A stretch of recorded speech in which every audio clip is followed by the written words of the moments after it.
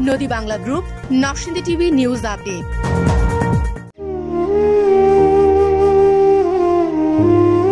নরসিংদী জেলা দীর্ঘদিন ধরে কলা উৎপাদনে খ্যাতি ধরে রাখলেও সবজি চাষের ক্ষেত্রে এর ভূমিকা দিন দিন বৃদ্ধি পাচ্ছে। বিশেষত মনোহরদী উপজেলায় এবছর ব্যাপক পরিমাণে ফুলকপির চাষ হয়, যা কৃষি খাতে নতুন সম্ভাবনার দ্বার খুলে দিয়েছে।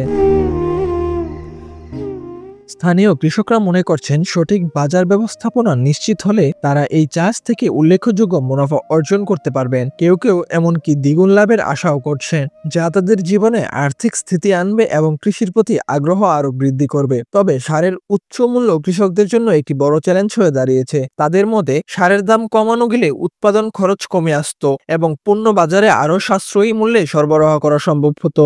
আমি এখানে 25% জমি ফুলকপি লাগাইছে, এতে আমার খরচ গেছে প্রায় 25,000 টাকার মতো। এটা বিক্রি হবে 65 থেকে 70,000 টাকা, এতে করে লাভবান। তবে সরকার যদি একটু কৃষকের প্রতি একটু সহানুভূতি থাকতো, তাহলে এক কৃষক আরো একটু লাভবান হতে পারত।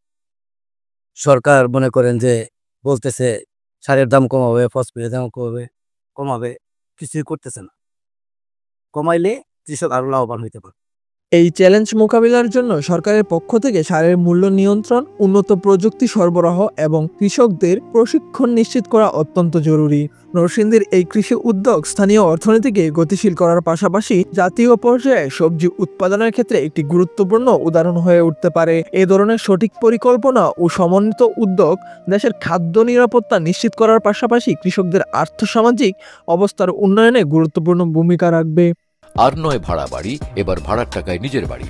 নগদ অথবা কিস্তিতে বুকিং দিয়ে আপনিও হতে পারেন একটি ফ্ল্যাটের গর্বিত মালিক।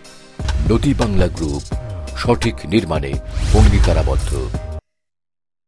মোহাম্মদ হাসিব, নরসিংদী টিভি।